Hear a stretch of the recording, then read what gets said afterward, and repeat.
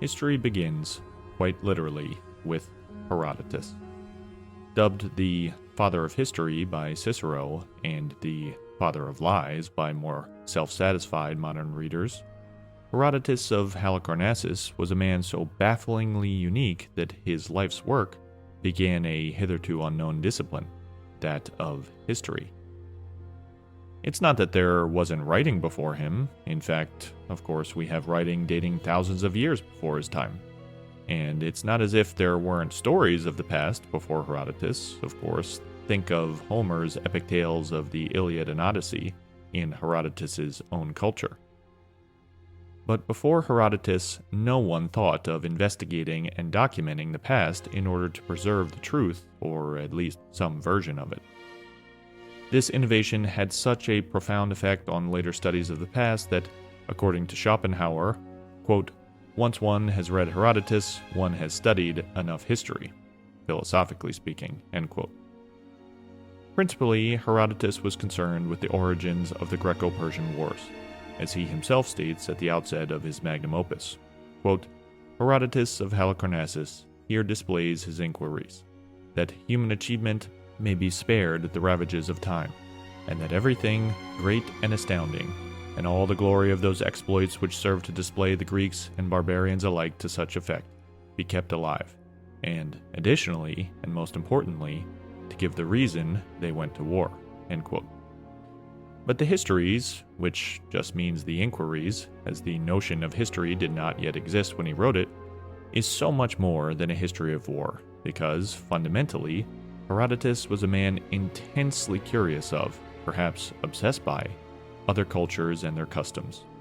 Thus, the historian and translator Tom Holland says of Herodotus's histories, quote, "It is above all else a treasure trove of wonders," end quote.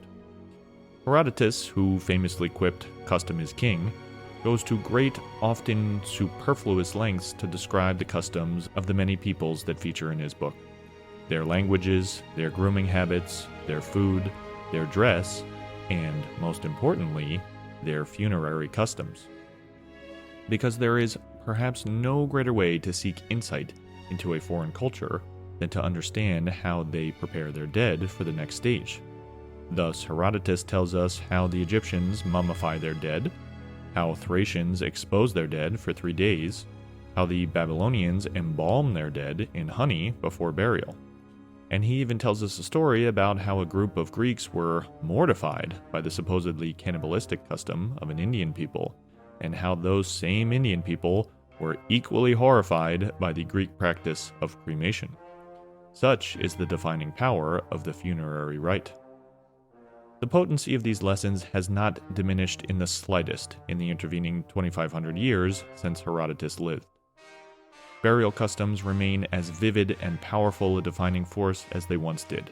Just think of the Western morbid fascination with the tribe in Papua New Guinea whose female members ate their dead, or the bitter dispute between Orthodox and Catholic Christians when the Catholic Church lifted its ban on cremation in the 1960s. Sometimes you can tell quite a bit about how a single culture changed over time by their changing funerary rites. Perhaps the most famous and quite relevant example, as we'll later see, is that of the Romans, who initially practiced pluralistic funerary rites, then, in the time of the late Republic and early Empire, practiced almost exclusively cremation, then later, for reasons unknown but possibly relating to Christianity, switched almost entirely to inhumation, that is to say, burying their dead. These shifts tell us quite a bit about the shifting broader Roman culture. Miyazaki and his team are quite aware of these cultural truths. Death features so prominently in his games, it's only natural that funerary rites, and their various corruptions, play a large role in the narrative too. Take for example Bloodborne's Hemwick Charnel Lane. In this one optional, relatively minor area of the game, there is such a density of funerary rituals that it boggles the mind, and has kept the attention of fellow YouTube nerds like JSF and Sinclair Lore for years. Speaking of which, if you're a fan of Bloodborne and haven't watched Sophie, nay Richard's Bloodborne Up Close series, then that is your homework for next week's TA lecture. In Hemwick Charnel Lane, the variety and thoroughness of corpse usage is truly impressive. First, corpses, or even sometimes soon-to-be corpses, have their eyeballs and other precious organs extracted for use in various chalice rites. There are even specialized eye-scooping tools used by the local hags specifically for this purpose. Then the corpse, after its precious organs have been extracted, is left exposed on wheels to be picked clean by carrion birds, like Zoroastrian sky burial, the inspiration for Eileen's Krogar. The idea here being suspension on the wheel above the ground to allow the carrion birds, but not scavengers like dogs, to have access to the corpse. Scavengers tend to break the bone with their powerful jaws, and this is to be avoided at all costs. Finally, the cleaned skeletons are burned in custom furnaces, producing the main export of the town, bone marrow ash.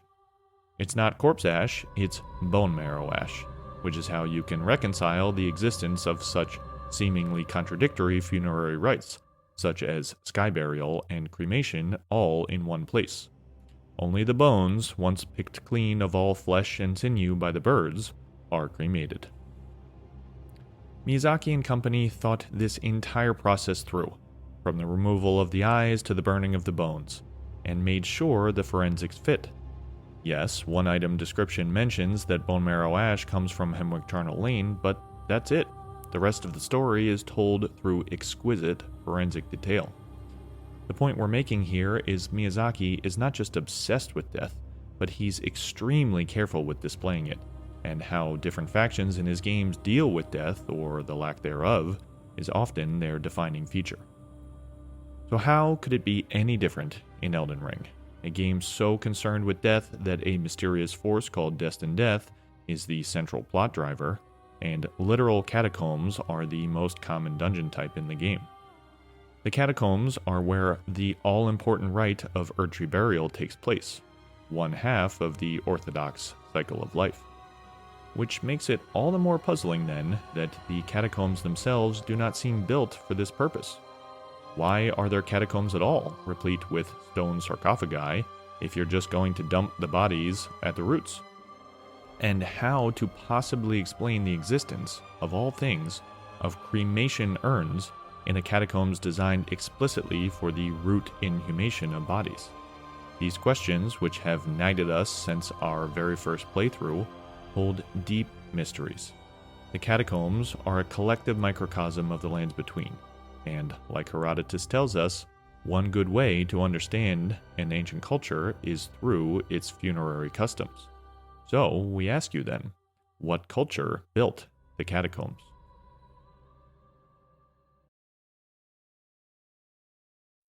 But before we get to that, a brief word about this video's sponsor, Atlas VPN. Whether you are trying to access the top secret Illuminati archives, where we get all of our information on Elden Ring, or you're just trying to watch a Netflix show that isn't available in your region, Atlas VPN allows you to change your location and safely access content otherwise unavailable to you. And the best part is, using Atlas VPN allows you to surf the web for Elden Ring secrets, all while keeping your devices and personal information safe. Add in unlimited devices, 24/7 support, ad blocker and email protection, all for less than $2 a month, and Atlas VPN is a no-brainer. Take advantage of Atlas VPN's summer deal, because now Atlas VPN is just $1.83 per month, plus 3 months extra, and with a 30-day money-back guarantee. Again, that's just $1.83 per month, plus 3 months extra, if you buy now with Atlas VPN's summer deal. Happy internet digging, fellow archaeologists, and now on with the show.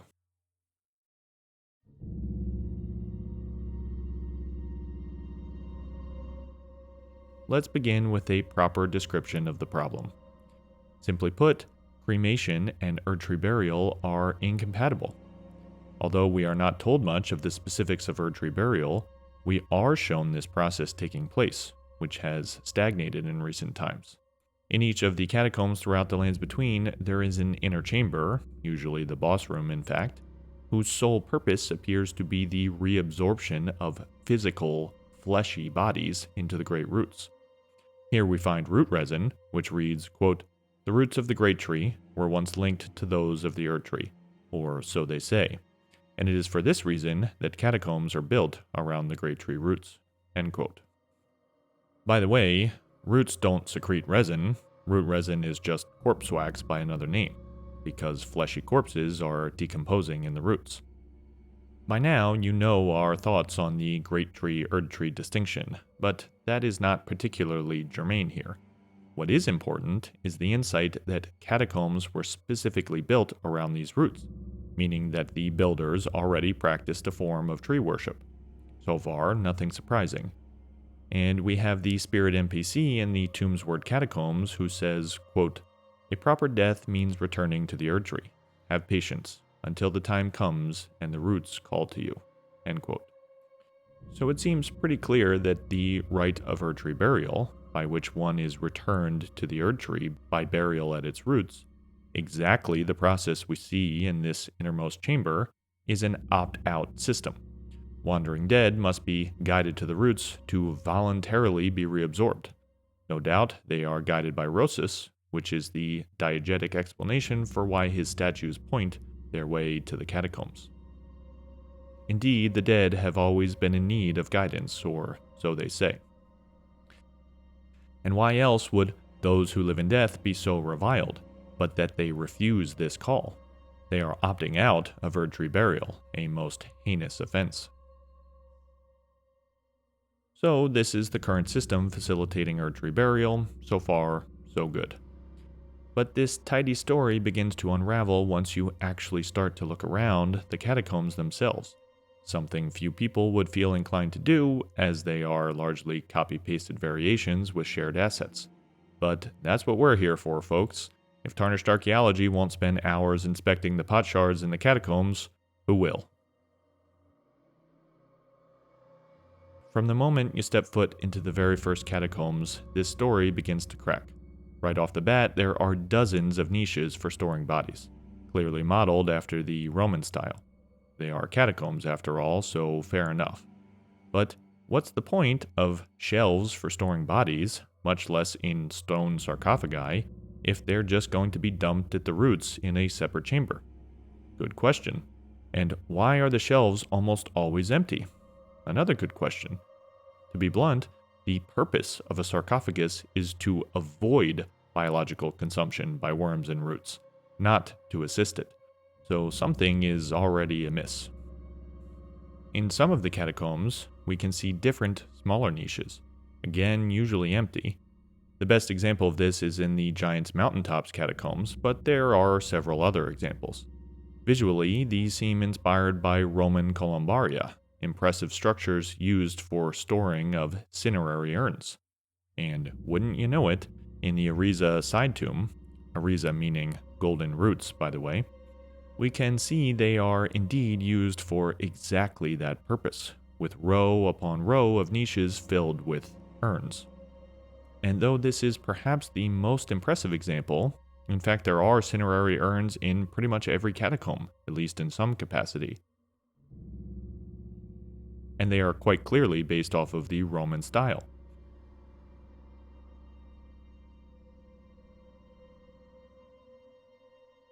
Alas, while solving one minor mystery of the niches, this just exposes the larger one. To be quite explicit, there is no need for cremation urns if the predominant rite is one of inhumation. These practices are fundamentally at odds, like Herodotus' story of the cross-cultural reaction to the Greek cremation tradition. And the mere existence of cremation urns in the catacombs speaks to a more complicated story than the one that emerges on first glance. Why would catacombs built for the purpose of Erdtree burial have not just shells for stone sarcophagi, but also for cremation urns? Well, our fellow archaeologists, the answer is simple. The catacombs were not built by the Erdtree faithful. They were built by a prior culture, one that practiced cremation, not just inhumation.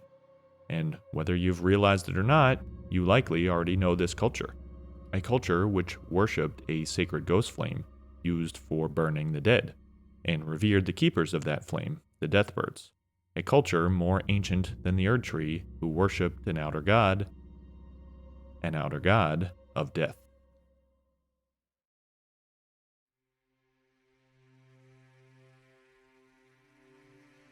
Let's get to the specifics of this cremation process, because luckily, unlike Erdtree burial, there is substantial documentary evidence to bear. First, we have the rancor pot description, which reads, quote, "In times of old, the dead were burned with ghost flame, and from those cinders arose vengeful spirits," end quote, confirming that the use of cremation is an ancient, not a current tradition, and again raising the question of why the catacombs seemed designed to facilitate it.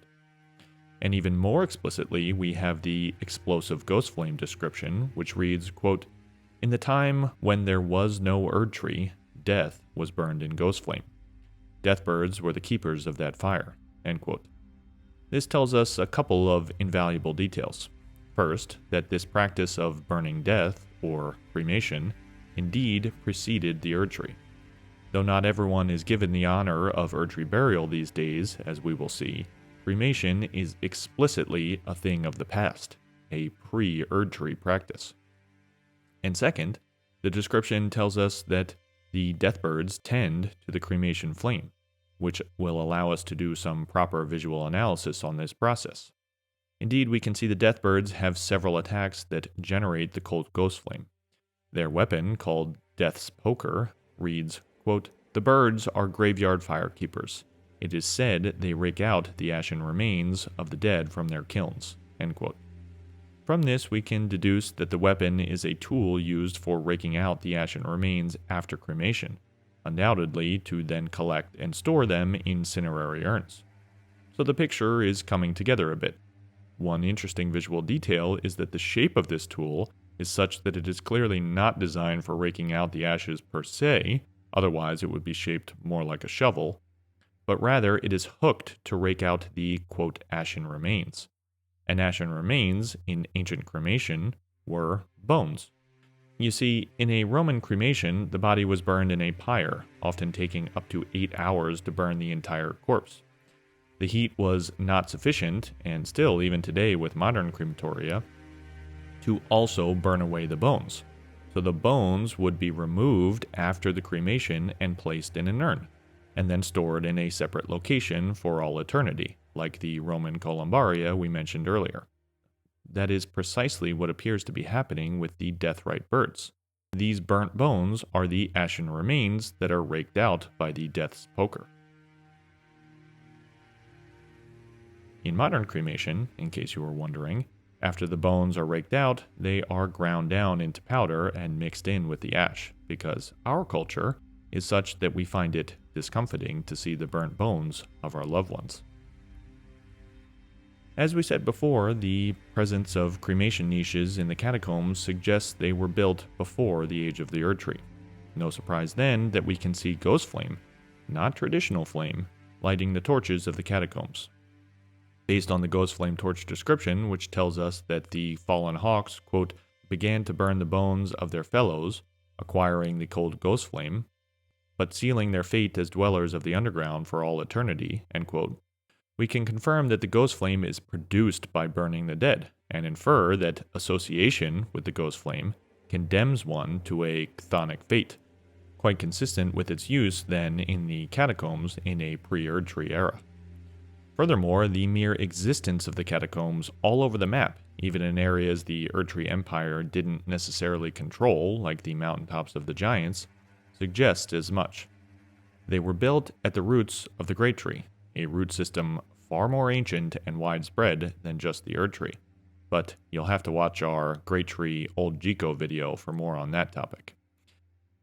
And finally, we have the wing scythe description, which reads, quote, "According to pagan belief, white-winged maidens are said to be death's gentle envoys." End quote. The game uses this term pagan to refer to beliefs that predate the Erdtree orthodoxy, mirroring real-world religious transformations as we've detailed in other episodes. So it's not that hard to imagine these angelic envoys of death actually being the Deathbirds, vestiges of a pre-Erdtree faith. Other features of the Catacombs suggest similarly that this was a pre-Erdtree society. For example, the peculiar features of the burial watchdogs and their staff, which use glintstone magic, certainly not a Golden Order thing. But most of all, we must return to the original observation: the chambers full of, and evidently purpose-built for, cinerary urns. Here we should address the concept and function of spirit ashes. When Ranni gives us the spirit calling bell, she calls them, quote, "ash unreturned to the Erdtree," end quote, implicitly juxtaposing cremation with Erdtree burial. In other words, if you're ash, you have not returned to the Erdtree. This would be quite straightforward if not for the fact that some spirit ashes, for example Lutel and Oleg, were explicitly said to have been given the honor of Erdtree burial. So apparently they were both cremated and then also given Erdtree burial. The only way to reconcile this would be to say that, in a world without true death, people may experience multiple death rites. For example, if you've seen our Cycle of Life trilogy, you'll know that people are reabsorbed by and born from the power of the Erdtree, a fully self-contained arboreal cycle of life. It's no great stretch, then, to see this as a form of rebirth. After your body is decomposed by the roots of the Erdtree, you are reborn, so to speak, by the life-giving power of the Erdtree. It seems to be essentially a riff on the Buddhist cycle of reincarnation, samsara, a favorite theme of Miyazaki's, no doubt. And it's no accident that some of the endings have us escaping this cycle. So I guess in a way, we achieve nirvana by marrying Ranni. Anyway, our point here is that since nobody can properly die anymore, it's possible that some people experienced both cremation and Erdtree burial. Oleg is a prime example. He's a banished knight, so he definitely has been around since before the age of the Erdtree. And only later, once he served Morgoth, was he given the right of Erdtree burial. It may actually be that those who were cremated were still ritually buried by removing a body part before the cremation and burying it. This was actually a known practice in, you guessed it, Rome, called os resectum, during which a finger was cut off from the corpse before cremation, and that finger was then ceremonially mourned for a period of about a week by the family of the deceased, and then ceremonially buried. If these rituals were not properly observed, then the deceased would not be able to pass the river Styx into the underworld. So, now you know the inspiration for this whole tarnished bloody finger trope. The ancient Romans used this severed finger to represent the deceased person's soul during this period of mourning, as a kind of effigy, as it retained a link to that person. Likewise, in-game, we apparently use these severed fingers of Tarnished to connect to other worlds, and the way across the river Styx by the boat ferryman, Charon, undoubtedly inspired the Tibia mariners. Let us take a moment now to appreciate the absolute cornucopia of death rituals present in this game. For one, beneath Stormveil Castle, there is evidence of an ancient boat burial ritual, something seen in multiple real-world cultures, but most famously by the Vikings. As pointed out by Smotown, even the existence of graveyards attests to a former pluralism of funerary practices. And this is all to say nothing of Fia and the deathbed companion ritual, clearly based on the real-world medieval Japanese practice of deathbed purification, whereby a family member or monk was responsible for a ritual purification of the death pollution. But most intriguingly and importantly, and frankly adorably, we have our friends, the living jars. First of all, they appear to be from the Erdtree era. based on the seal imprinted on their lids. They clearly contain fleshy corpses, based on their gruesome death animation, and the description of the Living Jar Shard and Alexander's Shard. So they're almost a sort of anti-cremation urn, a jar burial for those who refuse cremation. Jar burial is also a practice that has real-world inspirations. And most importantly, while we find these occasionally in select catacombs, most commonly we find them surrounding the minor Erdtrees. Since we know from the Golden Seed description that the minor Erdtrees emerged only after the shattering of the Elden Ring, then by implication it seems clear that the practice of jar burial, that is to say, taking fleshy, non-cremated corpses and stuffing them into jars for decomposition, is a post-shattering of the Elden Ring practice. And it would make perfect sense for this adaptation to emerge in a world where Erdtree burial has stagnated, and the Erdtree faithful are desperate for alternative means of proper burial. So to summarize, the catacombs were built before the age of the Erdtree, during a time when cremation in Ghostflame was common. But overall, there seemed to be a sort of pluralism of death rites, based on the contemporary existence of shelves for both sarcophagi and cinerary urns. Only later was Erdtree burial added and strictly enforced. This exactly mirrors the transition that occurred in the Roman Empire. First, there was a pluralism of practices.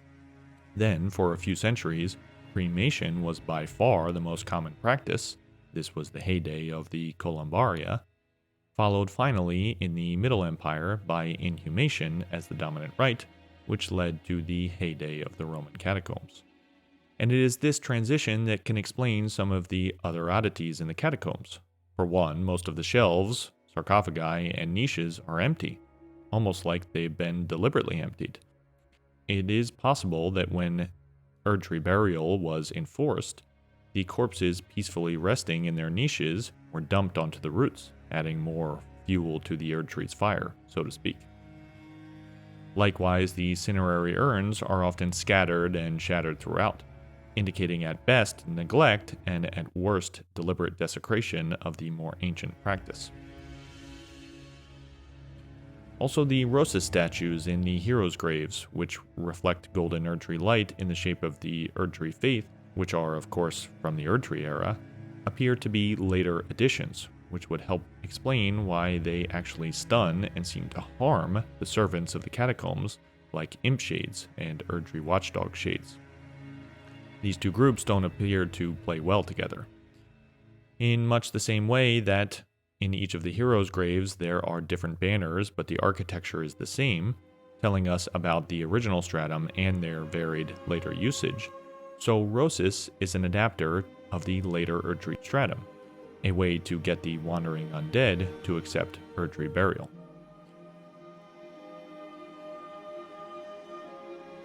So, besides an emphasis on cremation rather than inhumation, what can we say about the culture that built the catacombs?